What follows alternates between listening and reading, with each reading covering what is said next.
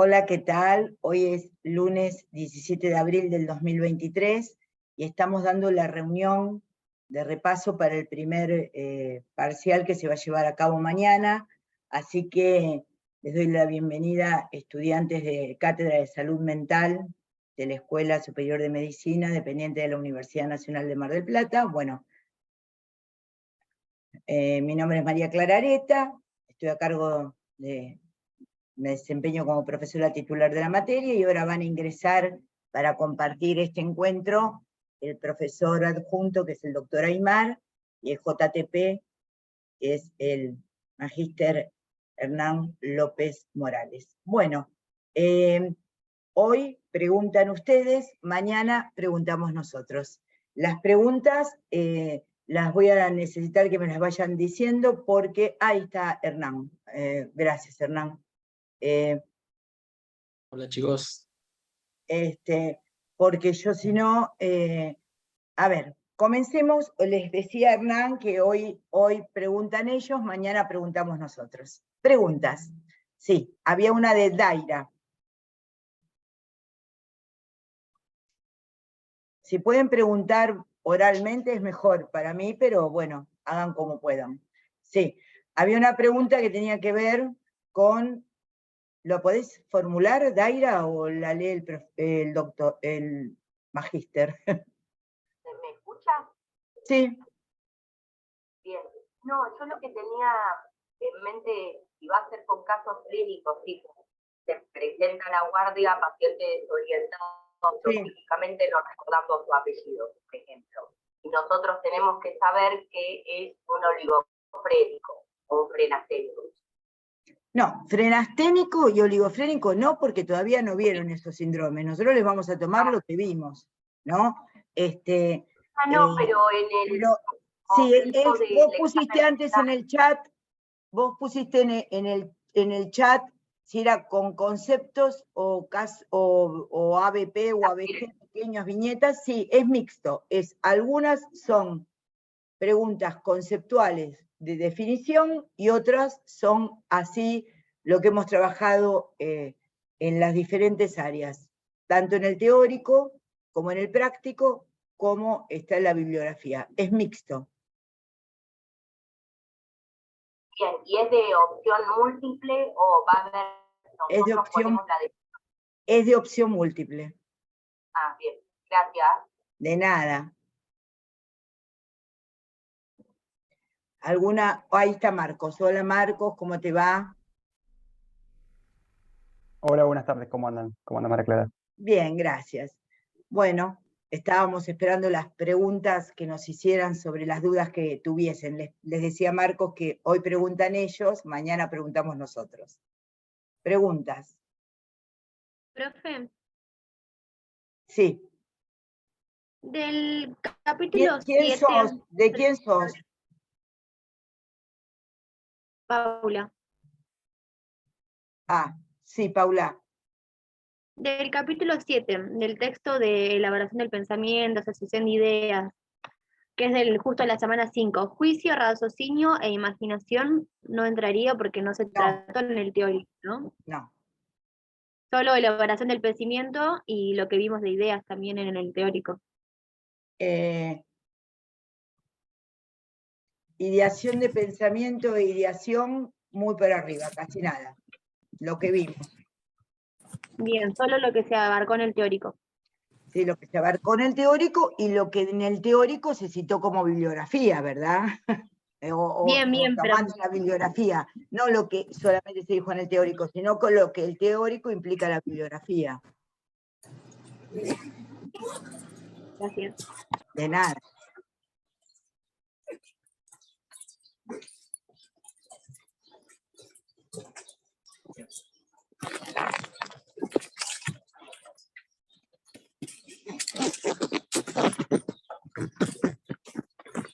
Preguntas, dudas, comentarios. ¿Alguien quiere preguntar algo para aclarar alguna duda que haya quedado sobre lo que hayan estudiado?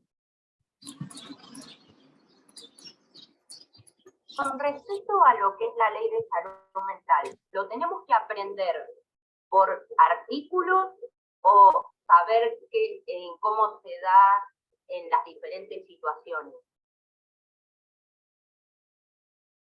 Tipo el órgano de revisión, cuáles son sus características. No les vamos a tomar como si fueran abogados, no, tienen que entender el espíritu de la ley y los conceptos de la ley. Claro, que es para... Bien.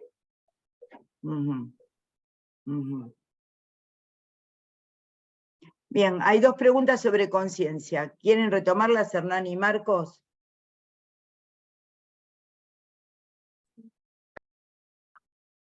Bueno, dice, hola profe, no me quedó claro los tipos de estado de conciencia y las alteraciones. Tipos de estado de conciencia y alteraciones, Héctor, básicamente sería lo mismo, ¿no? O sea, lo que querés consultar ahí es cuáles son las alteraciones en el estado de la conciencia. No sé si querés responderme por el micrófono, así entiendo un poco más la pregunta.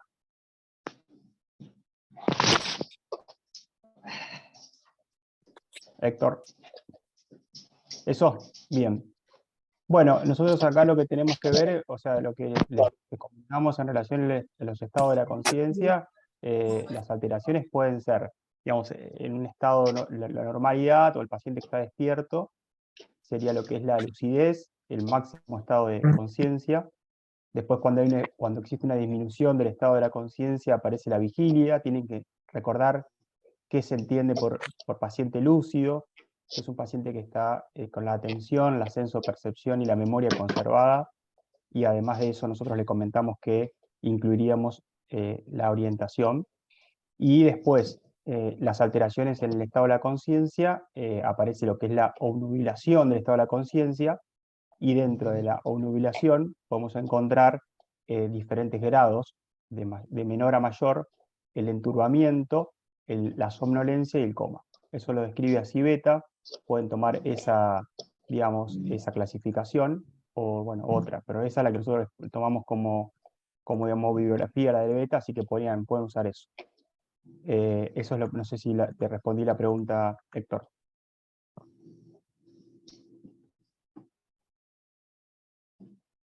Bárbaro. Y después la otra dice, buenas, profe, tengo dificultades para entender el concepto de estrechamiento de conciencia, ¿es un cuadro agudo o crónico? En general, las alteraciones del estado de la conciencia, no sé, María Clara, pero lo entiendo como algo en general más agudo, ¿no? O sea, son alteraciones de tipo agudo. O sea, el paciente, digamos, por algún motivo, se altera la conciencia, se entra en este estado de, como decía recién, obnubilación, y después sale de ahí. No es que es un estado... Bueno, puede ser que un paciente esté en coma durante mucho tiempo, ¿no? Ustedes pueden ver que hay pacientes que están... Pero en realidad lo entiendo como algo más agudo. No sé si, María Clara, querés hacer algún comentario. Sí. En psiquiatría, cuando se pide la interconsulta, es básicamente, no es una interconsulta pedida por grado, los médicos que están en las otras especialidades. Cuando piden, hay una obnubilación, el paciente está en un grado de un estado, una alteración de la conciencia, obnubilación o en franca confusión mental, en general llaman, pero primero lo que hacen es justamente llamar al neurólogo o descartar factores orgánicos, porque siempre tienen que entender que la confusión mental siempre hay que descartar factores orgánicos, ¿no? El otro día una causa que nos dimos de factores orgánicos eran los tumores cerebrales, porque quedó... entonces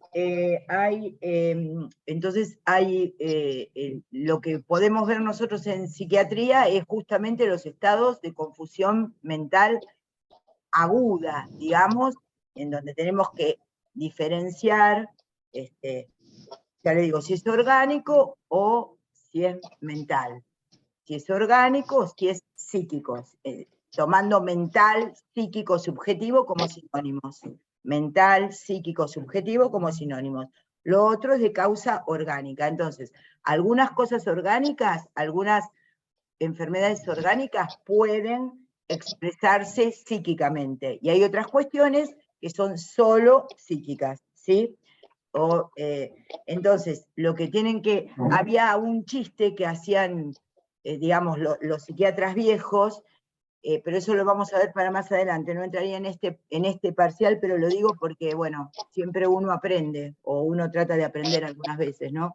Que decían que las esquizofrenias, que ustedes no la van a ver en este parcial, que empezaban con síndrome confusional, decían evolucionan bien, y los psiquiatras viejos decían, claro, porque no eran esquizofrenias. ¿Se entiende? Es como un chiste en el punto de que si empezó con un cuadro confusional, no vamos a entender, digamos, que es de movida una psicosis.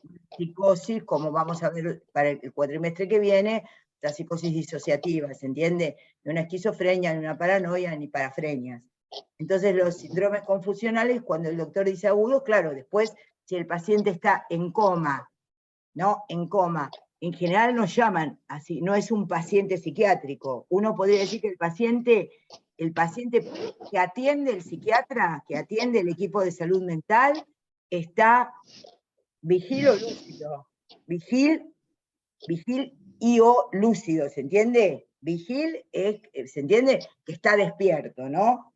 Y que, bueno, y lúcido que reúne estas tres cuestiones que planteó Marco para poder comunicarse. Si no, en general, con los pacientes comatosos no hacen la interconsulta con psiquiatría. Nosotros en general no trabajamos con pacientes comatosos. Trabajamos con pacientes que puedan hablar o tengan dificultad para hablar, o puedan comunicarse o tengan dificultad en comunicarse. Pero ese es el ámbito en donde nosotros habitualmente trabajamos. No trabajamos con pacientes en coma. Entonces, esa es la cuestión con respecto a los estados de alteración de la conciencia.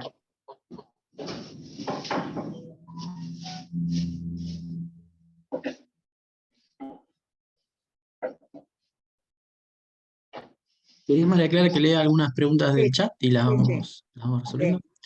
Florencia Toni pregunta, ¿la entrevista psiquiátrica es de asociación libre como vimos en el teórico o semiestructurada como vimos en el práctico? No, es semiestructurada la entrevista psiquiátrica. En el teórico, por ahí se deslizó algún lapsus, o como es oral y yo intervengo y ustedes me van interviniendo, que me parece muy bien, para eso es, ¿no? Lo dialogal. Lo que es de asociación libre es una entrevista psicoanalítica, que es otra práctica. El psicoanálisis es una práctica, la psiquiatría es otra práctica. La entrevista psiquiátrica es semidirigida, semiestructurada, sí. No quiere decir que sea totalmente estructurada, porque hay entrevistas psiquiátricas que son estructuradas porque les dan, los que hacen sobre todo cognitivismo, les dan al paciente un cuestionario para responder. En ese punto sería totalmente estructurada. Y puede ser un psiquiatra quien lo haga. Entonces tiene que llenar como si fuera... entonces está, digamos que la entrevista psiquiátrica es semiestructurada, la entrevista psicoanalítica es la asociación libre, promueve la asociación libre. Entonces, promueve la asociación libre. También es muy útil que dentro del campo de la psiquiatría, para mí son mucho más útiles las consultas médicas, porque la pregunta sería, ¿y cómo debe ser la entrevista para los médicos generalistas? Por un lado, estructurada, porque la pregunta de ustedes, está muy bien la pregunta hecha, muy bien, y creo que quedó clara, ¿no? En psiquiatría pueden ser totalmente estructuradas para los que hacen cognitivismo o solamente medicación, y les entregan a veces hasta un cuestionario, y lo ven con el DSM-4 para ver qué tiene el paciente. Les entregan un cuestionario escrito al paciente, como mañana van a tener ustedes, un cuestionario escrito. Ahí sería estructurada totalmente. Pero sería muy útil que ustedes entendieran que en lo que corresponde al campo de lo que justamente en biología médica se llamaba interrogatorio, que ahora se dice entrevista, digamos, ustedes podrían utilizar lo estructurado que implica la clínica médica ¿se entiende? Y también escucharan cuando el paciente habla libremente y ahí van a obtener información. ¿Quedó claro? Sí.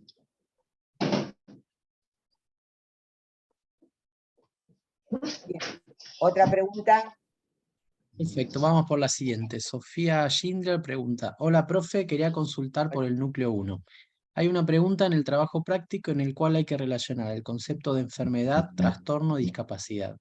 La verdad no me quedó muy clara la respuesta, más allá de que con la discapacidad se da una legitimidad en los derechos, acceso a la salud y rehabilitación. Bueno, ¿querés contestarla? ¿Querés que responda?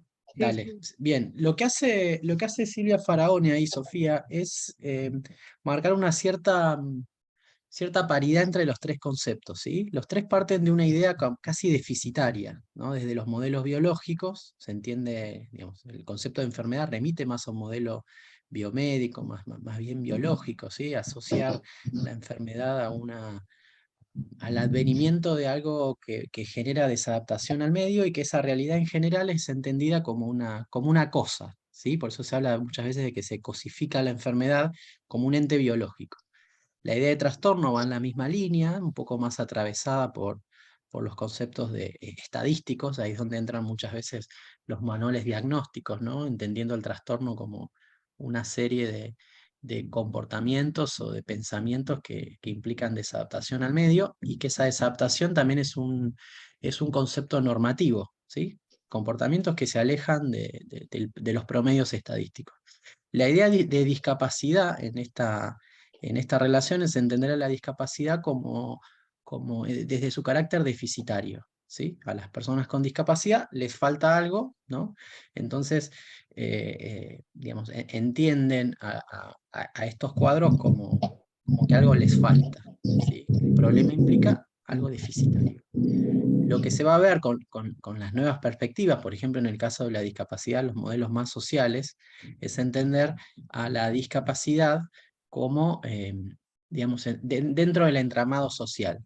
No es algo que le falta a una persona con discapacidad, sino de cómo el entorno remarca esa dificultad, ¿sí? Entonces ahí hay un compromiso dentro de las nuevas legislaciones de la sociedad marcando algunas barreras, ¿sí? Por ejemplo, una discapacidad motora está dada también porque hay ciertas dificultades motoras en algunas personas que colisionan con las barreras que pueden ser barreras arquitectónicas, ¿sí? Entonces, desde ahí la discapacidad se ve desde el interjuego entre el medio y las personas, ¿sí? Pero dentro de la lógica enfermedad, trastorno, discapacidad, la discapacidad como algo deficitario, como algo que falta, como algo que impide el normal funcionamiento. No sé si queda más claro ahí. Sí, profe, quedó más claro ahí, tengo el micrófono prendido. Gracias. Buenísimo. De nada, Sofía. Hola, buenas Bien, tardes. continúo No sé con la si se me escucha. Sí, Gustavo. A mí me quedó una duda desde las lecturas que he hecho, pero más como tema personal, no sé si entrará en el parcial o no. No, Quería siempre. saber bien el significado de forclusión. ¿Cómo? El significado de Lacan de forclusión. No, pero en este primer parcial no entra, y te lo dejo, vamos a ir respondiendo y Bárbaro, trabajando gracias. en el segundo cuatrimestre, que es la teoría lacaniana sobre la psicosis, pero en este parcial lejos estamos de preguntar eso. Después, cuando lo demos en el segundo cuatrimestre, lo vamos a trabajar. Sí. No. Muy bien. Gracias, Gustavo. Gracias, Gustavo. Continúo. Ceci Bardiero pregunta, profe, no me queda claro la diferencia entre delirio e ilusión. Había entendido que en ambos hay conflicto del sujeto. No, el delirio, digamos, vos para este parcial tenés que aprender bien ilusión, porque todavía no trabajamos delirio propiamente dicho, más que por ahí habíamos nombrado síndrome delirante, que yo te dije que como posición subjetiva, pero el tema de la ilusión es una alteración en la sensopercepción que clásicamente por beta definido es la deformación que aparece en la percepción de un objeto real. Hay objeto real y hay deformación. Esa es la alteración de la ilusión, ¿sí? que se define como ilusión. Lo que se opone habitualmente a la ilusión es la alucinación como otro trastorno, como otra alteración sensoperceptiva que aparece clásicamente definida como percepción sin objeto y que yo les agregué en el teórico, que tiene una fuerte significación para el paciente porque hay algo que se le impone como una realidad, y esa realidad sensoperceptivamente es la alucinación, ¿sí? Está lo clásico y lo que pudimos agregar en el teórico. Ahora bien, con respecto al delirio, el delirio es justamente una alteración. ¿Podríamos mutear a los demás, por favor, Hernán y los coanfitriones? Entonces, cuando el delirio es justamente un pensamiento, trastorno de la ideación y del pensamiento producto de un juicio alterado, ¿se entiende? De un juicio alterado. Quiere decir que es del ámbito ideativo, del pensamiento, de las ideas, y que es producto para la psiquiatría de un juicio justamente de un juicio con una grave alteración, de un juicio perturbado, ¿sí? Entonces, la ilusión es una alteración de la sensopercepción para la psiquiatría con deformación de objeto real.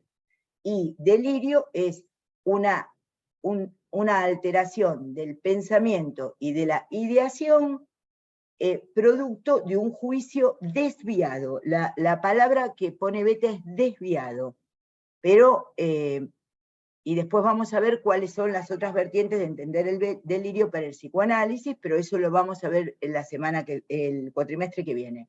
Con respecto a que había conflicto o no, lo que yo expliqué, o creo haber comentado en su momento, pues no sé si lo habrás oído o leído de alguien que toma apuntes, no sé, es que cuando el paciente tiene ilusiones, ¿no?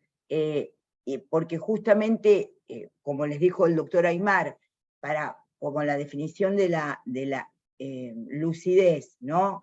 Justamente que esté euproséxico, digamos, que no tenga trastornos en la sensopercepción, esté orientado, como el paciente puede llegar a percibir cierto grado de porque a veces los pacientes pueden percibir que el grado que tienen de principio de realidad les varía, entonces tratan de corregir lo que están viendo. Se ve mucho en los alcoholistas. No, me parece que veo tal cosa, pero trata al paciente de corregir. Entonces en ese momento dije que a veces las ilusiones pueden ser distónicas, no egosintónicas, ¿no? Que pueden ser egodistónicas, que el paciente en algunos momentos de la ilusión puede intentar recuperar justamente el criterio de realidad, advirtiendo que lo que está sensopercibiendo no es lo adecuado a la realidad. Entonces, ¿queda clara la respuesta?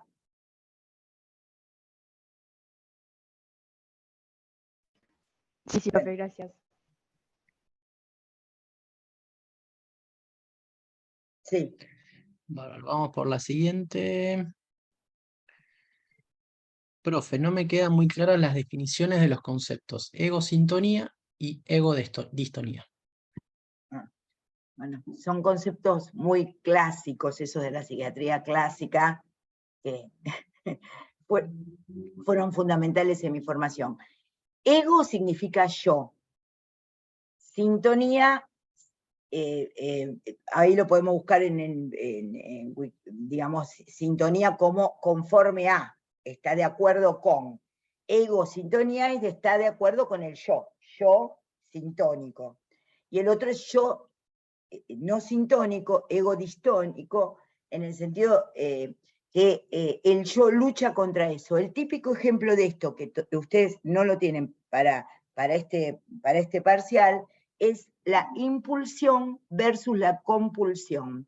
La impulsión es egosintónica, va al supermercado, se quiere comprar todo, compra todo, y en ese momento está muy bien haciendo eso, que es un acting, pero que es una impulsión, y está egosintónica, de acuerdo con el yo, no le produce ningún conflicto. Versus la compulsión, que se ve en el neurótico obsesivo, en donde, por ejemplo, tiene que levantarse para verificar si apagó la cocina o el gas, y se levanta, pero en todos esos momentos siente alto nivel de conflicto y de disconformidad y de displacer.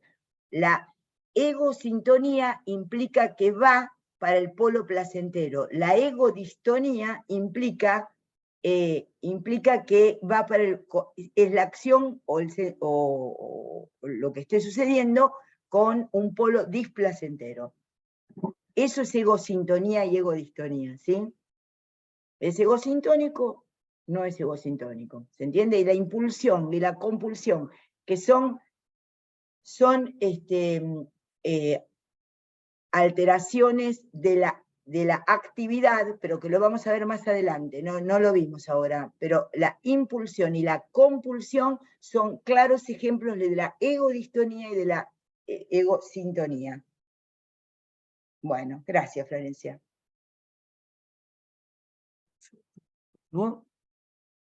Bien, María pregunta, en alteraciones cuantitativas de la afectividad, además de la depresión simple, ¿hay otro ejemplo de hipertimia displacentera? No, la depresión simple no es un ejemplo de hipertimia, no es el ejemplo paradigmático, de la hipertimia displacentera. La hipertimia displacentera como ejemplo paradigmático es la manía. Placentera es la manía, displacentera, digamos, es la melancolía, no la depresión simple. No sé, por ahí hubo como, no sé qué, no hay ningún cuadro que se llame depresión simple. Yo, por lo menos, no sé si estará en el DSM-5, yo no lo conozco como depresión simple, no sé a qué te referís, digamos, ¿no? Pero el tema es, la hipertimia es la exaltación del estado de ánimo, con un polo placentero, la manía, y con un polo displacentero, la melancolía. Esos son los ejemplos paradigmáticos de hipertimia displacentera. Manía, melancolía. Las dos, la manía con hipertimia placentera, porque tiene ideas de grandeza. Lo que da placer en el momento de la hipertimia placentera, de la manía, de la exaltación del ánimo, son ideas erotómanas y megalómanas. Erotómanas con respecto a ser amado y megalómanas con respecto a el poderío, omnipotencia del yo. Esas son las ideas delirantes que habitualmente son las características de la manía como placentera. Y de la melancolía, con hipertimia placentera, hipertimia displacentera, es la melancolía, va acompañada de ideas ruina y daño. ¿Queda claro?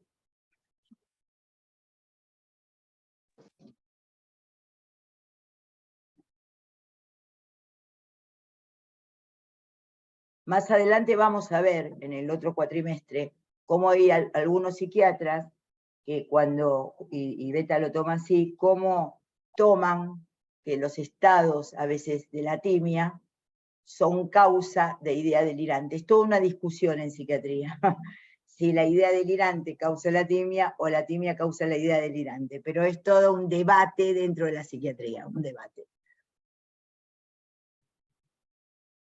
Bien, perfecto. Sí. A ver, te voy a contestar así.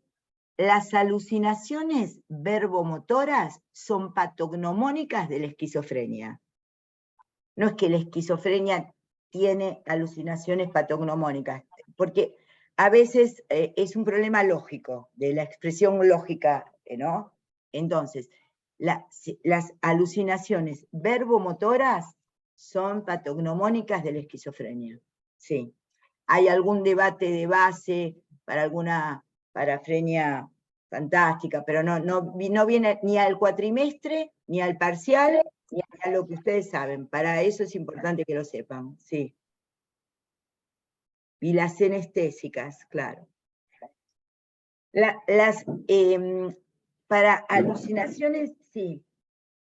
A ver, a veces, digamos, ven, está muy bien, ahora entienden esto que hay, lo que interesa es las alucinaciones verbomotoras son patognomónicas de la esquizofrenia.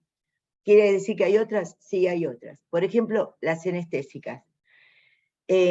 Digamos, todas las alucinaciones que tengan que ver con los problemas, que tengan que ver con el cuerpo, implican que justamente no está armado ese triángulo o ese trípode que el otro día les armé. El cuerpo depende del orgánico y el cuerpo depende del lenguaje. Es decir, algo está alterado en el lenguaje que produce una alteración, se desestabiliza el cuerpo y empieza a no responder como siempre. ¿Qué significa eso? Lo que podemos llamar la normalidad, la estabilización, tanto neurótica como psicótica, el cuerpo es bastante silente. Eso lo tienen que aprender como médicos. Eso lo tienen que aprender como médicos. Nadie anda suponiendo que anda mal del colédoco, o nadie anda suponiendo que en el riñón no está captando bien el potasio o el sodio. Eso no lo tenemos ni a nivel de la sensación, ni cómo está filtrando el riñón, ni cómo está saturando, digamos, el oxígeno. No lo tenemos presente ni como sensación corporal, ni como idea. Si está la idea, se llama idea hipocondríaca, que no tienen esas ideas por ahora en este. Y si está justamente en el cuerpo, se llama alucinación senestopática. Pero lo que vamos a diferenciar bien, y lo vamos a hacer el próximo cuatrimestre, pero para eso teníamos que ir aprendiendo lo que vamos aprendiendo ahora, y es pertinente la pregunta, es diferente tener preocupaciones somáticas, preocupaciones con un tema somático, como tienen algunas personas neuróticas, a tener la vivencia. Por eso digo que la alucinación es una fuerte significación. Por ejemplo, también se ve yo le he visto, Marcos, no sé si vos las has visto, trabajando en clínicas psiquiátricas de hace 40 años, he visto adultos mayores deteriorados por una demencia que suelen tener esas ideas, más esas casi, digamos, alucinaciones senestopáticas, en el sentido de que siento que no moví el intestino, que no defeco con normalidad, que bla, bla, bla. Entonces explican todo eso y puede, o la idea ya más delirante, digamos, idea delirante sobre el cuerpo, que es, bueno, tengo gusanos, hay que hacer, dicen que tienen gusanos en el cuerpo, que no defecan bien, que hay que hacerles enemas. Eso se ve habitualmente como una idea, pero a veces tiene que ver como un trastorno de la sensopercepción también. No sé si quieren agregar por ahí para aclarar, Hernán y Marcos.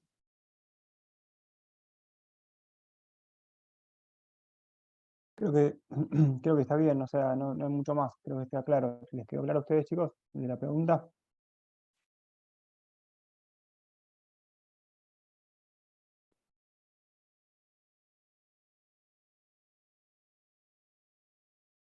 No veo la respuesta, pero entiendo que sí. Entiendo que sí, sí. Continúo con Sí, una pregunta sí, de sí. Dolores Miguel. Hola, me quedó en duda si síndrome frenestésico es lo mismo que oligofrénico. Y también si dentro de esos síndromes el débil mental es el que nombran como fronterizo. Bueno, nosotros no hablamos en ningún momento los teóricos de eso, pero puede ser de temas bibliografía que hayas consultado, ¿verdad? Probablemente cuando estudiaste de Beta, cuando da los ejemplos con respecto a la atención, a la voluntad, pone síndrome frenasténico, ¿no? O, sí, vamos a tomarlo como síndrome de oligofrenia, sí, que es que el otro día hablamos, que es una insuficiencia, no llegan a adquirir los niveles cognitivos de conocimiento necesarios para llegar al percentilo de la normalidad intelectual cognitiva, que habitualmente, obviamente que uno sabe cuán inteligente es una persona por cómo habla, ¿no? Cómo habla, cómo actúa, eso es así. Lo que pasa es que a veces se toman test particulares, ¿no? Que los toman los psicólogos, test particulares. Me acuerdo del Raven, Hernán, ¿no? Que es un test viejo, pero que se usaba. ¿Se sigue usando? Se sigue usando, sí, no es el de inteligencia que más se use, pero ¿Cuál es se usa rápido, ahora más? económico. Y ahora se usan más los de Bachelor, el Ah, WISE. ajá. O sea, es que creo que El es la quinta Bachelor, el edición. Bachelor modificado debe ser, Bachelor modificado, sí, no los viejos Bachelor, ¿no? Sí, sí, creo que es la versión, sí, el WISE. No Claro. avanza tanto como el de niños, el Mm, WIS, que creo que ya va claro, por el la WIS. cuarta o la quinta, pero son todos los de Bien. Bachelor. Bachelor. Bueno, muy bien. Ahí cuando se toman test, que no los toman los médicos, ni los indican los médicos, sino tiene que ser un psiquiatra o un psicólogo que indique eso, habitualmente lo que se decía que el nivel, el coeficiente intelectual que tiene que ver con una numeración que obtiene el test y la edad del paciente, da un cociente, que es un coeficiente, que es un cociente entre edad cronológica y edad mental, que es un cociente intelectual, y se decía que de 80 a 100 es lo habitual, digamos, ¿se entiende? Y menos de 80 aparecen los trastornos, podríamos llamar de debilidad mental, y de más de 100 son las personas que dan en ese resultado, en esos test, un coeficiente mental mayor de 100. Eso sería para los test que no tienen que ver ni para nada con ustedes como médicos generalistas, porque eso o lo indica el psiquiatra o lo indica el psicólogo y lo toma el psicólogo, ¿sí? Pero la oligofrenia o frenastenia la tomamos como sinónimos. ¿Te parece bien, Marcos, no? Sí, perfecto. Sí, Bien. coincido. Una salvedad, digamos, son conceptos que hoy tal vez no se usan tanto, hoy digamos, se utilizan más como para hacer referencia a causas biológicas o genéticas, ¿sí? Y se reserva la idea de retraso mental, ¿no?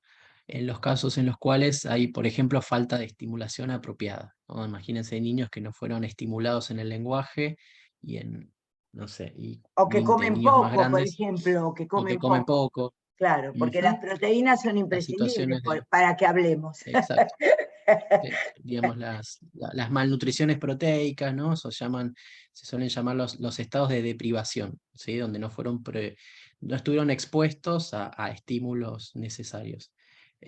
Por eso habitualmente hoy no se usa tanto oligofrenia o frenastenia, porque remite en general a un modelo que siempre entendía la debilidad mental o el retraso mental como fenómenos biológicos, ¿no? La biología del cerebro. Hoy no se desconoce obviamente eso, pero a la luz de ver situaciones en las cuales lo que fallan son situaciones de estimulación, ¿no?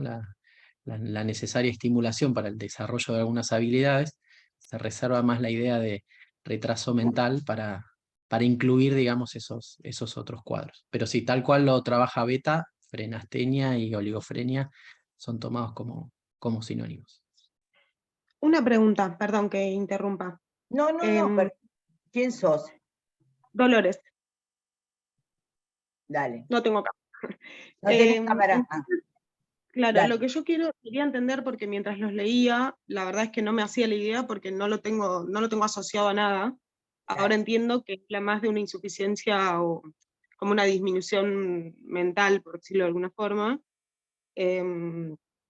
No, pará. Insuficiencia es teniendo en cuenta el desarrollo el desarrollo psíquico, llamar insuficiencia de una función, bien, ¿no? Bien.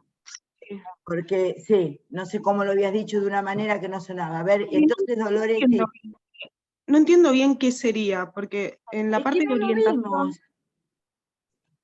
claro, No lo y no vimos me lo puedo todavía. imaginar. No sé, debe estar en algo que están leyendo, no lo vimos, ¿cómo lo van a saber? No lo vimos, se los podemos explicar, pero no entra en este parcial, ni lo vimos. Listo. No vimos síndrome frenasténico o oligofrénico. Lo que pasa que es así, miren, nosotros les tenemos que enseñar psicosemiología y les tenemos que enseñar una cierta nosografía para operar ustedes como médicos generalistas. ¿Qué problema tenemos? Que en cuanto no es un problema de la cátedra o de nosotros, es un problema epistemológico. En cuanto nosotros les empezamos a enseñar funciones psíquicas, lo que les decimos, y lo que aparece en Beta y en todos los libros de psicosemiología, es a qué síndrome o cuadro nosográfico corresponde. Pero la persona que está estudiando, digamos, si yo te digo, vamos a hablar en química del problema sodio-potasio, y yo te digo cómo aparece, y aparece en el libro la insuficiencia, cómo aparece en la insuficiencia, si hay una hipopotasemia o hay una hipercalcemia, y te digo, en tal enfermedad, en tal otra o en tal otra, claro, vos estás estudiando y hay que relacionarlo, pero siempre cuando uno estudia tiene una variable ligada a una variable libre. ¿Me se entiende? Hay una variable que es una constante que está aprendiendo y lo tiene que asociar con algo que no sabe. Entonces aparece esa dificultad, pero está bien que aparezcan estas preguntas, porque por lo menos han leído, ¿se entiende? Pero no dimos nunca retraso mental, no lo dimos nunca, pero claro, aparece en Beta para las alteraciones de las funciones, efectivamente, pero ¿entendés? Damos psicosemiología y nos faltan los síndromes, pero no podemos dar los síndromes sin dar psicosemiología. Entonces aparece esto, están muy bien las preguntas, gracias. No sé si quedó claro. De los que están nombrados a lo largo de estos capítulos que fuimos leyendo, oligofrénico ya está, lo descarto. Está también nombrado el delirante, confusional, esquizofrénico, demencial, excitación psicomotriz. No es que vos lo descartás, Dolores sos, ¿no? Dolores. Dolores, sí. Dolores. No lo descartes, incluirlo en lo que no sabés y vas a aprender.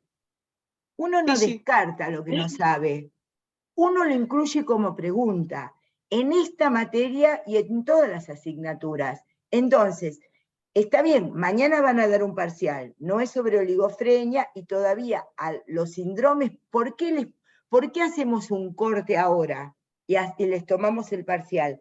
Porque ahora vamos a integrar lo que de psicosemiología vieron para empezar a ver síndromes, clínica y articulación entre las funciones que vimos. ¿Por qué creen que mañana les tomamos el parcial?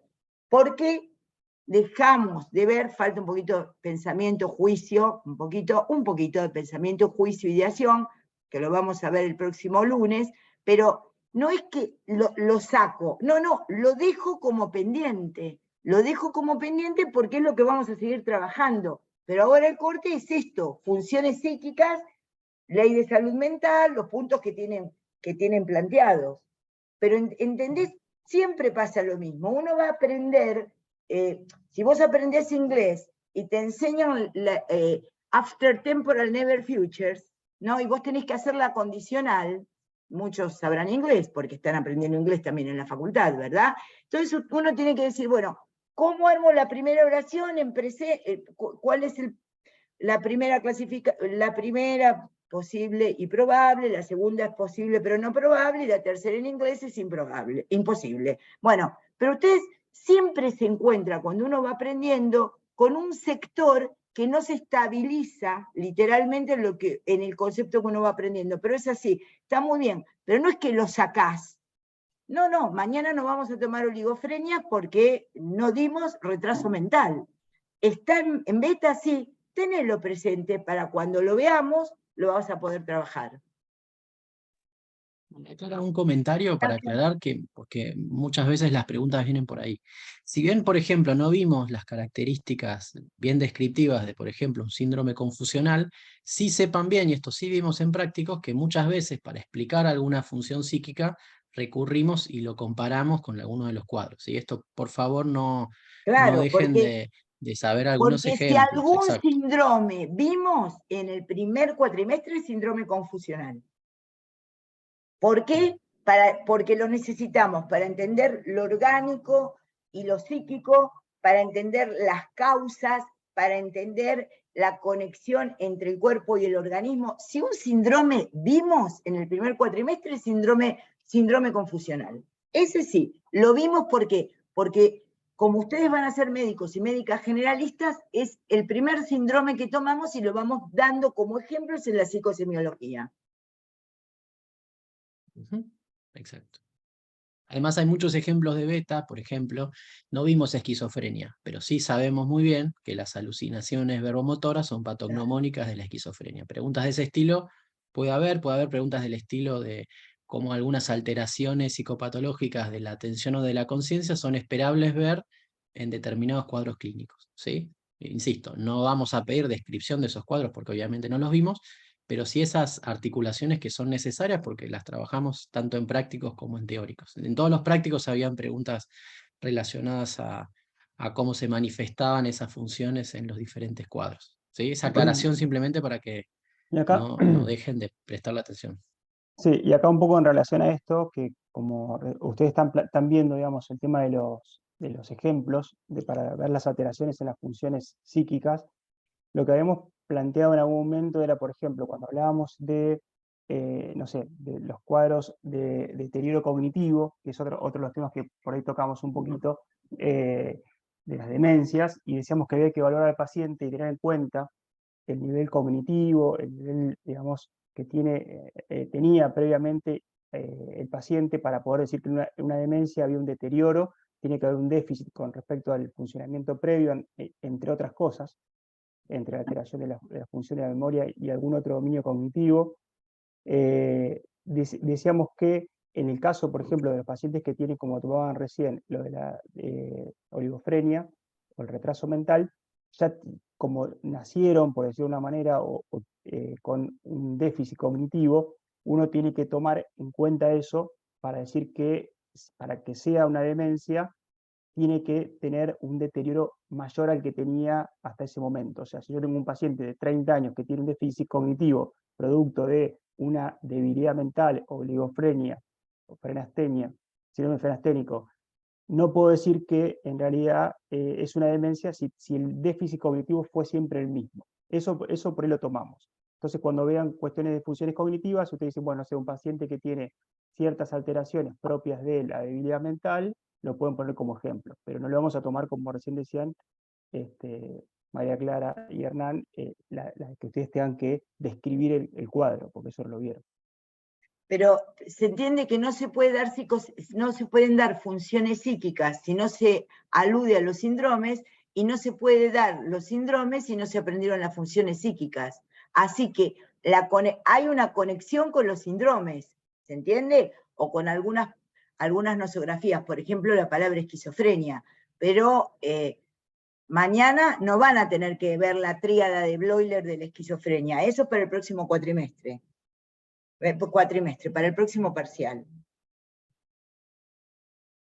Ahí sí van a ver Bloiler, Kraepelin y otros autores con respecto a lo que es la esquizofrenia, ¿sí? Pero sí tienen que saber que de la esquizofrenia, que está alterada la sensopercepción, está alterado el pensamiento, está alterado el juicio. Entonces, ¿y cómo se expresa eso? Mediante el lenguaje. Bueno, y ahí nos detuvimos, pero sí, sensopercepción que está alterada en la esquizofrenia, pensamiento y juicio, lo tienen que saber.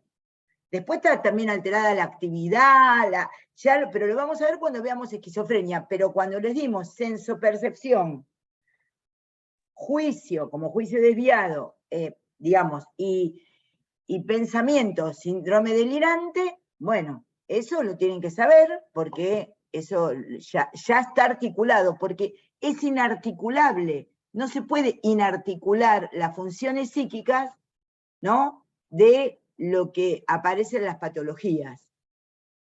Por ejemplo, si ustedes están viendo cómo funciona, están viendo cintura pélvica, ¿no?, y miembro inferior, vamos a ver miembro inferior, y están viendo funciones del cuádriceps, ¿cómo lo aprendían en ARTI 1, ARTI 2? ¿Cómo lo aprendían?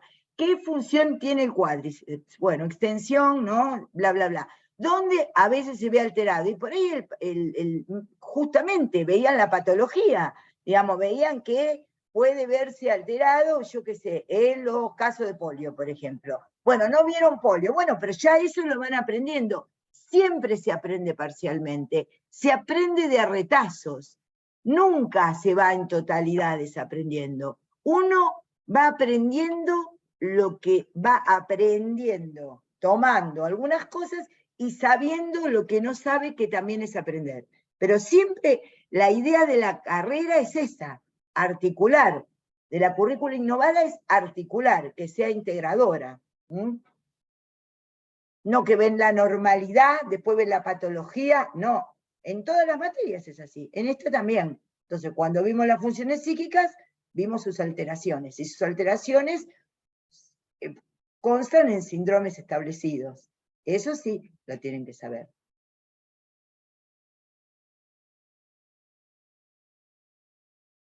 ¿Continúo con la siguiente pregunta? Sí. Mercedes dice, cuando se habla del concepto de anomalía y enfermedad, ¿la diferencia sería que anomalía no es patológica? No me queda claro eso en el texto de normal y patológico. Bueno, decilo vos, Hernán. Bien, Mercedes, sí. Mercedes, mira, ahí hay una pequeña licencia que se toma Canguilhem, ¿no? Licencia, y ahora voy a explicar por qué. Cuando él trata de entender el concepto de enfermedad, siempre lo entienden en algo, en el sentido de que es algo que adviene, es algo que ocurre, ¿sí? Y reserva el concepto de anomalía como lo congénito. Bajo ese sentido, la enfermedad y lo patológico siempre es algo que ocurre, ¿sí? Por eso es que lo diferencia del concepto de anomalía. Cuando uno lee el texto, sí, digamos, Canguilhem insiste en que lo anómalo no es en sí mismo patológico, aunque se puede tratar, va a decir él, digamos, que se pueda tratar una anomalía, digamos, eso Por lo ejemplo, una resalta. persona que tiene más de 120 o 130 de coeficiente mental no es normal, es anómala. ¿Por qué? Porque no cumple la regla. Pero, bueno, se llama, antes se clasificaba así, inteligencia superior a la normal, inteligencia superior, bueno, y según, pero ves, ahí es anómalo, pero no es enfermedad. ¿Por qué? Porque es lo no habitual, es el ejemplo correcto, ¿no? Que ahí, pero esto, volvélo a explicar bien, porque esto va, así que volvélo a explicar bien, Hernán. Sí, volvemos a hacer lo mismo. En principio es importante la diferencia entre anómalo y anormal, ¿sí? Es compleja la diferencia, pero lo fundamental es siempre entender que lo anómalo siempre es en comparación a algo, a una norma preestablecida, ¿sí? Por ejemplo, el coeficiente intelectual. Exacto. Mientras que lo anormal siempre es algo en comparación a los otros y a uno mismo. Si uno puede decir esto es anormal, porque es un estado patológico que es diferente al que tenía cuando uno se enferma, no sé, de una bronquitis o tiene una crisis de ansiedad. ¿Sí? Es patológico también y es anormal en comparación a mi estado previo al advenimiento de una enfermedad respiratoria, por ejemplo. ¿Sí? Entonces, eso en principio, diferencia entre anomalía y anormal. Después lo que hace Canguilhem es trabajar esta tensión entre lo anómalo y lo enfermo. ¿Sí? Entonces acá es donde dice, lo anómalo siempre remite a una causa más bien congénita, a diferencia de enfermedad, que remite más a una idea de que es algo que le sobreviene al sujeto, es algo que le ocurre al sujeto. ¿Sí? Por eso reserva la idea de lo patológico y de la enfermedad a esta situación, y lo anómalo más en el sentido de, como decía hoy María Clara, por ejemplo, nacer con 6 dedos. No es una enfermedad nacer con 6 dedos, ¿no? En el sentido que lo trata Canguilhem, ¿sí? Simplemente es una anomalía porque se aleja digamos, es algo extraño porque se aleja de lo esperable, ¿sí? Después él insiste que no por ello lo anómalo no tiene tratamiento, ¿sí? Un buen ejemplo puede ser un retraso mental, por ejemplo, ¿sí? No vamos a negar que es necesario en muchos casos ciertos tratamientos, ¿sí? Si bien se trata de una anomalía, refiere básicamente a eso. No sé si quedó claro, Mercedes.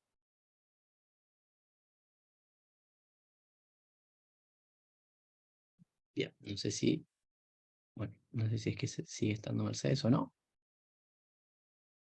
Bien, traten de, si hacen algunas preguntas, estar relativamente presentes para después contrastar si lo entienden o no. Ah, bien, perfecto. Ahí leí Mercedes. Perfecto. Si les parece, entonces, ¿continuamos o tienen alguna duda de esto que explicamos recién? Bien, bueno, continuamos. A ver, me perdí un poco. Bien, lo de verbomotoras ya lo vimos y verbales, eso ya quedó explicado. Dice diferencias entre alucinaciones verbomotoras y verbales. No, no. Bien. Bueno, lo empiezo a explicar, después lo seguí Marcos. Si tomamos las alucinaciones por los sentidos, digamos, y pensamos alucinación como alteración de la función senso-percepción del ámbito auditivo, las auditivas pueden ser solo ruidos, no verbales o verbales, palabra articulada. Dentro de las verbales, palabra articulada, puede corresponder, que después lo vamos a ver bien en el síndrome, en la esquizofrenia, puede corresponder, digamos, las verbales, que son palabra articulada de verbo, se articula, sujeto y predicado, hay articulación, ¿no? Sujeto y predicado, ¿no? El sujeto y el sujeto y su cualidad se articulan por el verbo. Todo eso, bueno. Entonces, son verbales, pueden ser de diferente orden. Pueden ser voces insultantes, voces con voces comentadoras de los propios actos, pueden ser órdenes, en general son cortas, matate, mover la cadera, sos una puta, sos puto, digamos, puto, puta, cornudo, digamos, son en general voces insultantes, en general son displacenteras, excepto las que tienen contenido místico. Antes me olvidé que en la afectividad exaltada es erótico, en la afectividad exaltada placentera es lo mismo que es erótico, megalómano, y también el místico, el delirio místico también es placentero. Entonces, lo que podemos pensar acá es que la alucinación, volvemos al trastorno de la sensopercepción, pueden ser justamente auditivas, verbales y no verbales. Las verbales son de palabra articulada, las no verbales son ruidos, acúfenos, etc. Eso no quiere decir que un paciente que tenga síndrome de Meniere, que haya que uno de los síntomas es el acúfeno, vaya a estar alucinado, sino que él dice, ay, tengo un sonido en la oreja que no me deja escuchar bien, y ay, cómo me molesta, ven, lo plantea como una normalidad, diría Hernán, ¿no? Y tomando a Canguilhem, lo plantea como una normalidad. Antes no tenía este ruido, ahora tengo este ruido, pero me molesta para escuchar. Ego distónico, está ego distónico porque advierte que le pasa algo. Eso no es una alucinación. Eso es otra cosa. La alucinación, por eso es la alteración de la sensopercepción con un alto nivel de significación y autorreferencialidad y certeza. Entonces, la alucinación verbal puede, articulada como palabra, porque es articulada como palabra, puede generar un fenómeno que es el movimiento de la boca respondiendo o repitiendo lo que se escucha. Entonces, mientras que el paciente alucina, alucinación verbal, puede tener movimientos en la boca verbomotora. Ahora bien, ustedes dicen, ¿cómo se diferencian en la clínica? ¿Cómo diferencia el psiquiatra esto en la clínica? Que en la entrevista, porque nosotros no tenemos ningún aparato para detectar alucinaciones, en la entrevista nosotros podemos advertir que el paciente está alucinado verbalmente porque está, por ejemplo, muy ausente, mirando para abajo y como mirando con una dirección determinada a algo en donde puede hacer, por ejemplo, un movimiento de cabeza o puede moverse como que alguien lo llamó, eso es muy común, ¿no? Y vuelven a dar vuelta la cabeza, ¿no? Entonces, pero cuando esos son movimientos, o que el paciente diga, la voz me está diciendo que me tengo que ir de la sesión. Me voy a ir de la sesión porque, no, ya me lo está diciendo la voz, ya me lo está diciendo, me lo están diciendo, no, me voy a ir. O por ahí dice, no, ahora me tengo que ir porque ya me están llamando. ¿Ven? Esa es una expresión. Hasta ahí, en la historia clínica se pone alucinación verbal. ¿Por qué alucinación verbal? ¿Por qué? Porque el paciente está diciendo en el lenguaje, con alguna actitud corporal, que está alucinado y que oye voces. Ahora bien, cuando oye voces, pero también mueve la boca, que es una corroboración patognomónica de que oye voces, ahí se llama la alucinación verbal se llama verbomotora, motora de los labios, no motora del resto del cuerpo. ¿Me expliqué? Auditivas, verbales y no verbales. No verbales, ruidos, sirenas, canto de gallo, a veces, etc. Verbales, articulación de la palabra, órdenes, insultos, voces comentadoras de los propios actos. ¿Cómo lo refiere? Si lo refiere en el lenguaje, voy porque la voz me lo dice, lo hice porque la... ¿Pero por qué hizo tal cosa, fulano? Porque la voz... Y bueno, ¿qué quería que hiciera? La voz me lo dijo, la voz me lo mandó. Bueno, entonces, porque sentí la voz, yo qué sé. Por ejemplo, me acuerdo de un paciente que hizo un primer brote esquizofrénico, que tendría unos 14 años, una hebefrenia lamentablemente, y que él estaba haciendo los deberes del secundario y iba a la cocina y le decía a la mamá, ¿qué querés? ¿Qué querés? Y la madre le decía, me acuerdo que se llamaba Juan Domingo, me acuerdo cómo se llamaba, épocas remotas, Juan Domingo. Entonces, ¿qué querés, mamá? Y la madre le decía, no te estoy llamando, no te estuve llamando, volví a hacer los deberes, se levantaba e iba, ¿no? ¿Y eso por qué? Porque oía que la mamá oía la propia voz. Entonces, ¿eso ven cómo se infiere? Hay una sobre pensamiento deductivo. Hay una pregunta sobre pensamiento deductivo que no quedó respondida, ahora que digo infiere. ¿Ven ahí cómo se infiere que tiene alucinaciones auditivas, verbales? ¿Me explico o no? Che, hagan alguna seña. Sí, no. ¿Sí? Bueno. Sí, profe, sí, obvio. Bueno, entonces ahí, por ejemplo, en ese ejemplo se ve claramente cómo oía que la mamá lo llamaba y él iba. Eso no es verbomotora, eso es alucinación verbal. Verbomotora sería, si él lo llama, le dicen Juan Domingo y él está diciendo.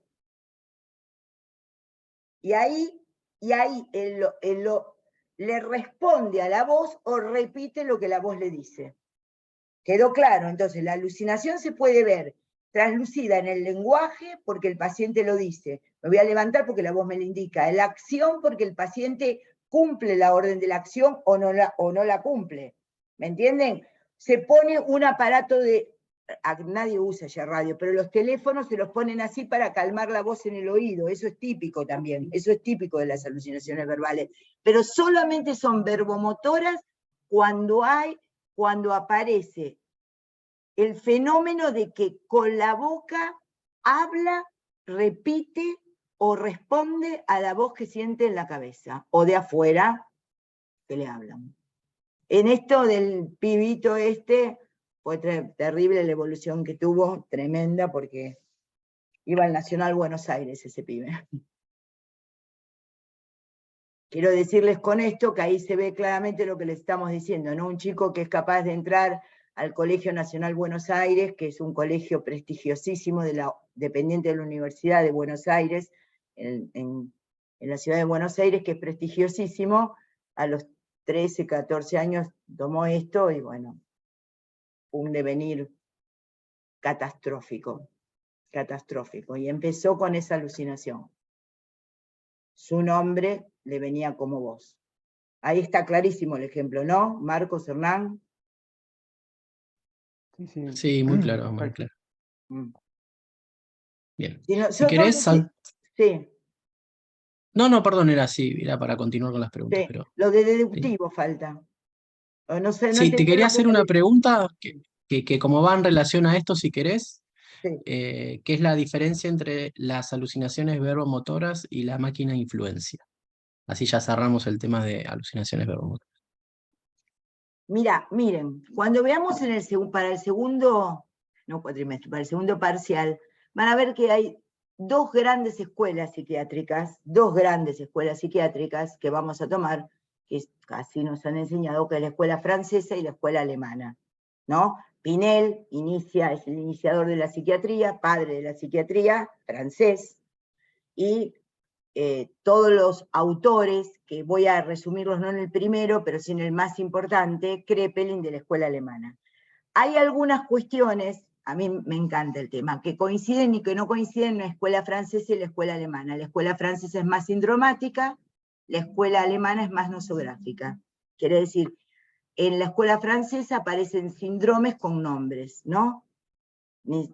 Síndrome de Clermont, bueno, los franceses nombran con nombres y los alemanes con nosografía. Ya lo vamos a ver, porque un poquito de eso les voy a dar, porque a mí me interesa muchísimo el tema y me parece que es interesante como para que lo aprendan. Entonces hay algunas cuestiones que quedan planteadas de un lado y del otro en este sentido. La máquina de influencia, ¿cómo se llama máquina de influencia al concepto sindromático alucinatorio que describió Clermont, que fue el maestro de Lacan, el maestro psiquiatra de Lacan, y que plantea la máquina de influencia como eso que siente el psicótico, de que es manejado desde afuera. La verdad que es una idea maravillosa. Ustedes piensen la idea de ser manejado por el afuera. El psicótico tiene la idea de ser manejado por el afuera. En general, entonces eso se llama, para Clermont, quien describió la máquina de influencia, pequeño y gran automatismo de Clermont, que ya lo vamos a ver, ahora no. Pero son los movimientos en donde el sujeto no siente que es dueño del movimiento. Entonces está influenciado, tomado desde afuera, maquinado, influido, ¿sí? Recuerdo, y en general tiene que ver justamente con senestopatías y cinepatías, no me sale la palabra de la alucinación de movimiento, sinestesias, y kinestesias, ahí está. Kinestesia, de movimiento, como cine, kine, ahí está, kinestesia. Entonces, la verbomotora está descrita más por los alemanes. Lacan hasta hace un chiste en el seminario de él, que es psicoanalista francés, y por supuesto aprendió con los psiquiatras franceses, y dice, necesitaron los alemanes, porque siempre estaban discutiendo, debatiendo, ¿cierto? Necesitaron los alemanes ver la corroboración de lo que los franceses ya sabían, que era que la alucinación verbomotora era la expresión bucal, oral del movimiento de la palabra. Ahora, la máquina de influencia en general tiene que ver por el sentimiento de ser coordinado, ordenado, manipulado por una fuerza externa. En general, cuando se le pregunta, en mi experiencia, vemos Marcos, en mi experiencia, ¿por qué está moviendo la boca? Porque estoy respondiendo, dice el paciente. Puede decir por qué me mandan, pero en general dice, bueno, porque estoy hablando. Porque estoy hablando. Escúcheme, fulano, ¿por qué está moviendo la boca? Bueno, porque estoy hablando, y no estaba hablando, estaba moviendo la boca. Entonces, dejamos la alucinación verbomotora para esa particular expresión de la alucinación verbal, auditiva verbal, movimiento de la boca. Y la máquina de influencia la dejamos para los movimientos, las sensaciones y las ideas que corresponden a ser manejados, coordinados, yo qué sé, por fuerzas exteriores. A un paciente que estaba atendiendo un colega, veía la televisión en ese momento, había Tocom, ahora también, porque con el Flow hay algo parecido al Tocom, ¿no? Entonces él veía a una tipa que ahora es una vieja para ustedes, total, que Graciela Alfano, pero en ese momento era preciosa, es como si ahora vieran una actriz preciosa, divina, ahora, bueno. Entonces él decía que le ponía un repasador arriba del Tocom, porque cada vez que parecía esta actriz Graciela Alfano, a él desde afuera le hacían parar el pene. Se me para el pito, doctor. Aparece Graciela Alfano y los extraterrestres o no sé qué me paran el pito, ¿sí? Entonces, fíjense el cortocircuito subjetivo que implica eso. Hay una máquina afuera y un organismo que responde. No hay ningún sujeto que pueda decir que a él le calentaba Graciela Alfano. ¿Me entienden la diferencia? Porque ¿cuántos sabrán, hombres, mujeres, personas, se habrán pajeado con Graciela Alfano, con el que le guste a cada uno? Pero uno dice, la persona dice, me gusta, la persona dice que le gusta, pero miren lo que es la psicosis, viene la máquina de influencia, sale Graciela Alfano y el Tocom hace que él tenga una erección. ¿Ven que no hay, ahí es un ejemplo tríceps de lo que es la máquina de influencia? No hay sujeto que dice, me pasa tal cosa. En cambio, el neurótico, el alterado, el neurótico que está mal, dice, no, ¿y por qué me pasa esto? ¿Y por qué? Lo veo y ya sufro. Inmediatamente se implica, se involucra. En lo otro, no hay involucración subjetiva, porque hay una falla severa en el sujeto, una falla severa subjetiva. Pero ese es un ejemplo que me enseñó Jorge Velasco, el doctor Jorge Velasco, que fue mi instructor de residentes, era un paciente que le atendía. Un ejemplo, y le ponía un repasador al Tocom para que no pasaran los rayos, para que no tuviera erección el paciente. Es increíble, ¿no? Bueno.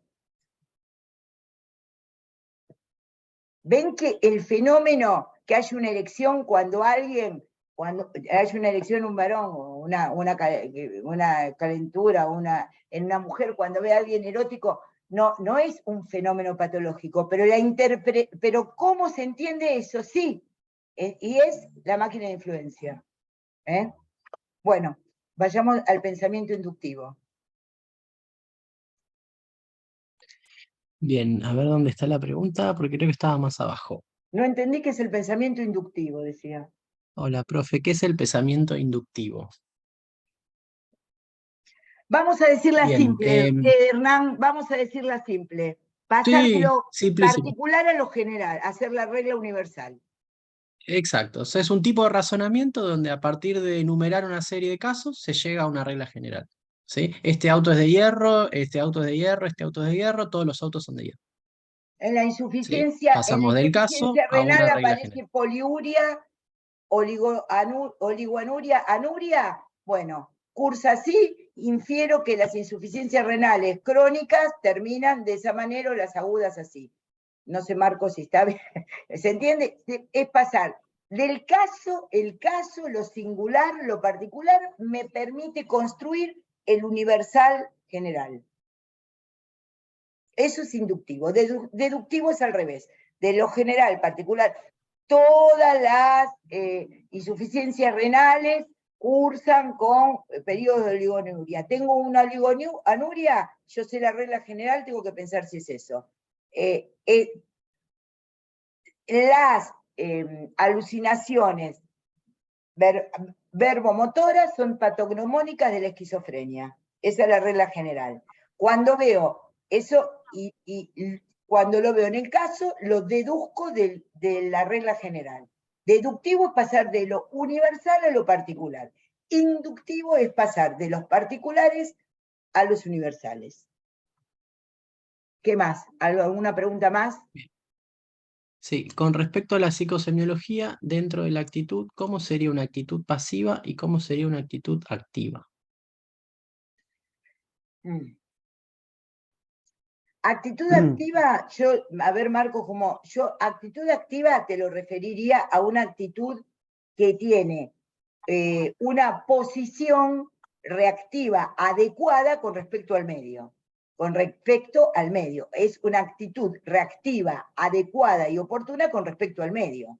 Entonces, vos ves un tipo que es agresivo, podés tener la estrategia de no contestarle o contestarle, pero las dos son activas, porque pones en juego una reacción adecuada, que te parece adecuada, entonces la actitud es adecuada, se sienta, qué tal, puede estar reticente o no, pero es activo, reticente o no, puede estar colaborador, como ejemplos de actitud activa.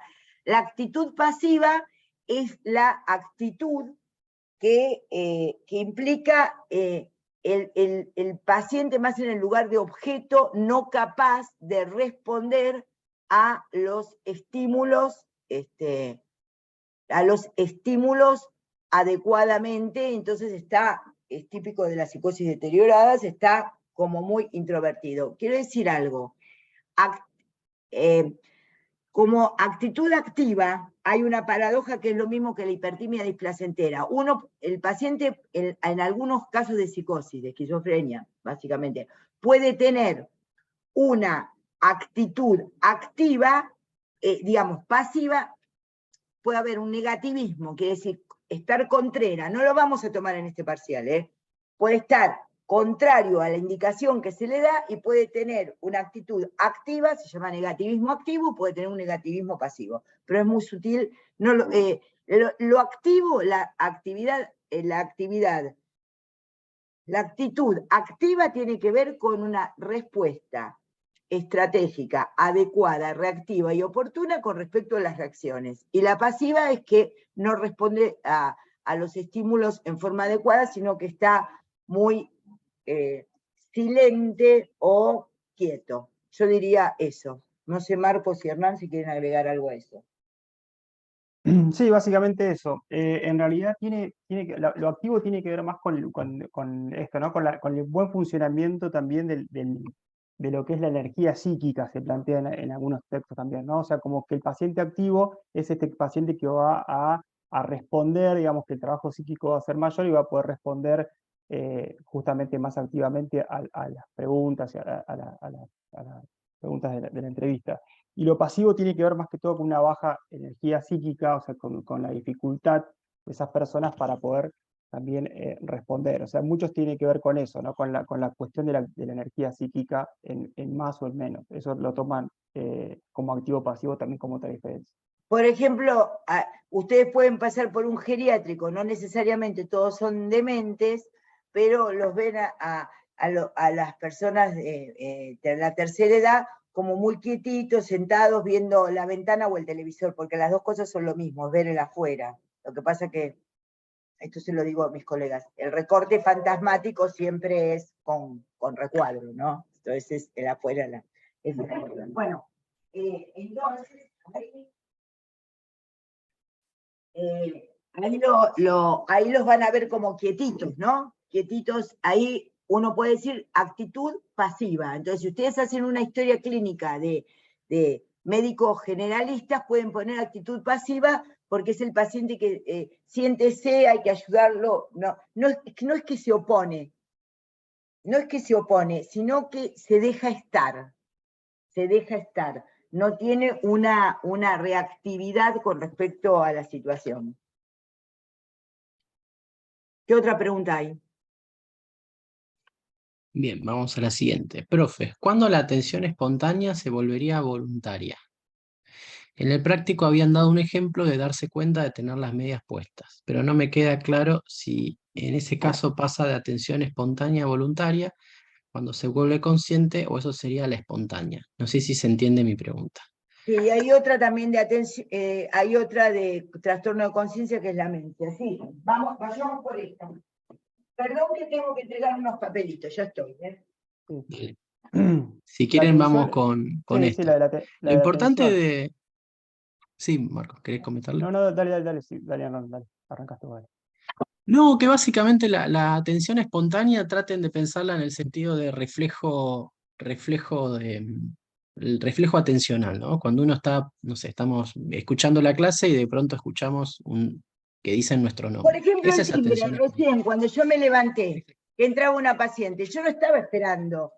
Escuché el timbre y me puse de pie, y eso por atención espontánea. Ahí se vio claro el ejemplo. En cambio, si ustedes tienen una atención voluntaria, porque estoy tratando de entender, ahí se ve claramente la diferencia. Sí, tiene que ver con dirigir intencional o no intencionalmente el foco atencional. Si escucho un ruido y me doy vuelta, intencionalmente no me doy vuelta, no proceso esa información de manera consciente. ¿Sí? En cambio, si yo quiero mirar por la ventana porque estoy esperando que me tienen que pasar a buscar, esa actitud de dirigir mi foco atencional de manera intencional es un tipo de atención voluntaria.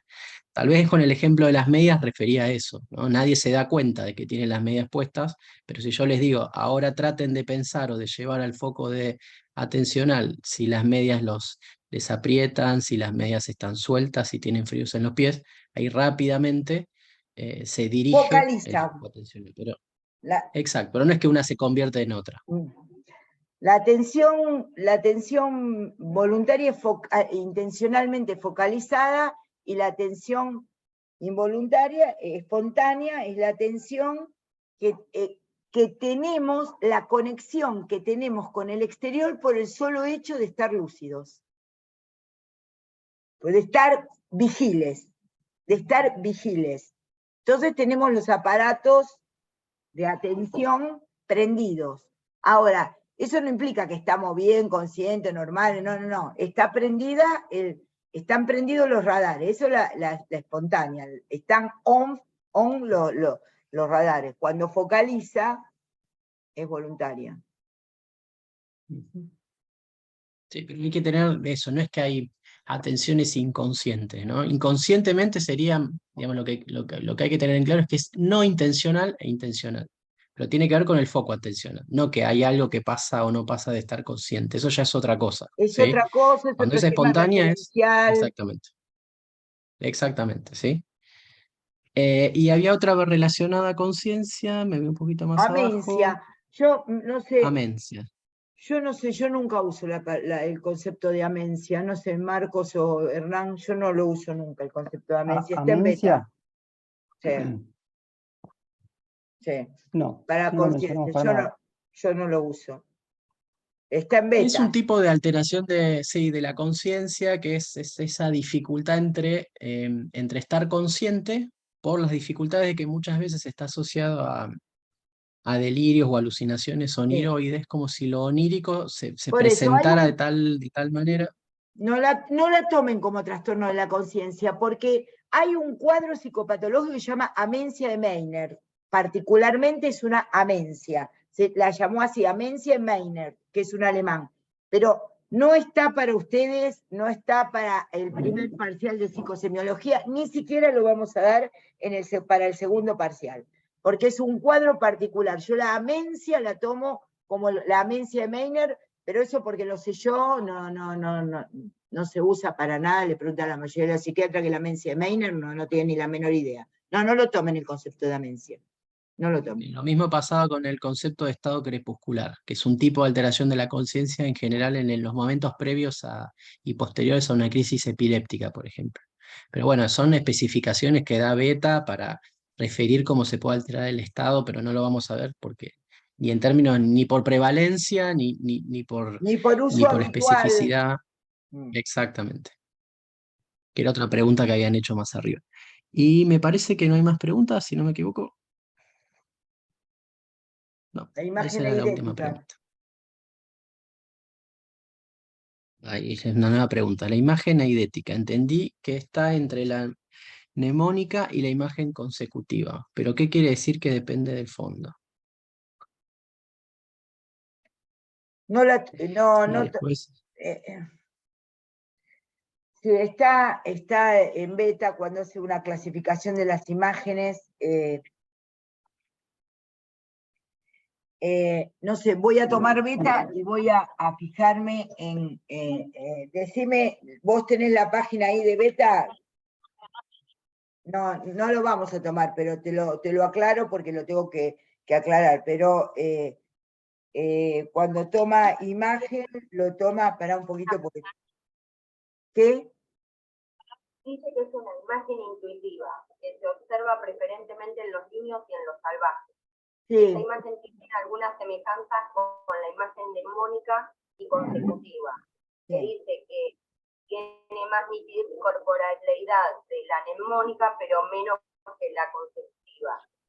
Y dice que tiene una extrayección condicionada, desde el sujeto la puede proyectar mentalmente sobre cualquier parte, en especial sobre fondos lisos y grises. Bueno, está bien. Mira, no vamos a tomar imagen eidética, pero te quiero decir esto. Las imágenes eidéticas, no lo vamos a tomar, pero las imágenes eidéticas, vos las tenés que pensar, porque él está pensando, vos pensás que eran tipos que poco podían hacer por los pacientes, entonces tienen una clínica soberana de estas funciones, tienen una sutileza, la descripción de esto, de los síndromes, impresionante. Imagínate con el DSM-4, el DSM-5, va cualquier persona que trabaje en el servicio de salud mental, ya sea seguridad, agarra el DSM-4 y te dice, sí, tiene esto, tiene el otro, llena el formulario, listo, tiene tal trastorno. Imagínate que así es como habitualmente se trabaja. Estos tipos se la pasaban 50 años en los hospicios, viendo pacientes, pensando, eran tipos que sabían alemán y ruso, porque eran mucho del PC, ¿me entendés? Sabían alemán, ruso, francés, genial. Entonces hay como una complejidad a veces en lo que describen, que es muy interesante, rozando la filosofía. Vos podés pensar lo idético, porque por eso lo diferencia así, en que no es del todo una imagen traída mnemónica, por eso es de la memoria mnemónica, sino que aparece como medio intuitiva, medio creada entre lo que se recuerda con fidelidad y lo que se crea con imaginación. Entonces estaría en el medio de esas dos cosas, la imagen eidética. Podría decirte que también es una imagen creativa del juego, ¿me entendés? Que tiene que ver con una creación, pero uno dice, bueno, tuve tal imagen, bueno, porque la recordaste del Guggenheim, del Museo Guggenheim, o porque está en el Louvre, o porque estuviste estudiando arte, y es algo que veo un cacho en la televisión y después se me ocurrió y se me ocurrió tal cosa. Entonces uno, por eso está diferenciándola de la mnemónica y de la imagen mnémica, que es del recuerdo, y lo está diferenciando de la imagen más racionalizada, porque no se escuchó, no se oía bien, pero es de la imagen más racionalizada. Es por eso, es una entre creación, entre fantasía y realidad, entre raciocinio y creatividad, ¿me entendés? Eso es, y es esa imagen que toma, pero no lo vamos a tomar, ¿sí?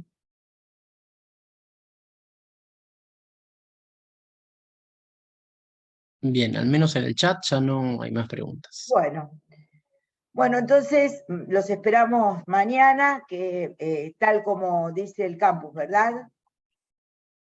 Sí, ya en el campus está aclarado que comisión 1 y 2 nos encontramos a las 13 horas y comisión 3 y 4 a las 14:15 más o menos. La idea es que El parcial dura que no nos aglomeremos en una hora para que ustedes lo puedan realizar. 1 hora. 1 hora, ¿sí?